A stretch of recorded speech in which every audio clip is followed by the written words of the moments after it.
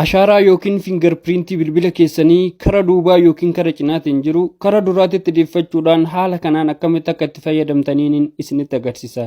Bilbilli keessan ashaaraa yoo hin qabaatinis available akkamitti akka godhachuu dandeessaniin isinitti agarsiisa. Maarree tooftaa kana fayyadamuudhaaf appilikeeshinii tokko isin barbaachisa. Jalqaba irratti sooftuurii kana bilbila keessan irratti buufachuudhaaf kara pileestoorii keessanii keessa galuudhaan iddoo sarchii kana irra tuquudhaan jettanii sarchi ni gootu.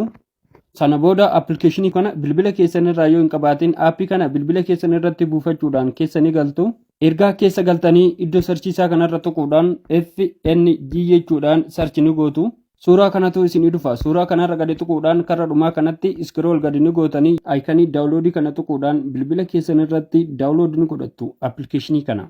Sana booda appilikeeshinii kana parmiishiniin isin ayyamtaniif tokko hin jiru bantanii itti fayyadamuu qofa. Maarree hordoftoota keenya tippidhaan akkana kanneen yoo barbaadan akkaawuntii keenya kana follow like share gochuun dagatina. Gaaffii yoo qabaattan immoo koomentii barreessaa viidiyoo irratti isiniif hojjedha. Galatooma.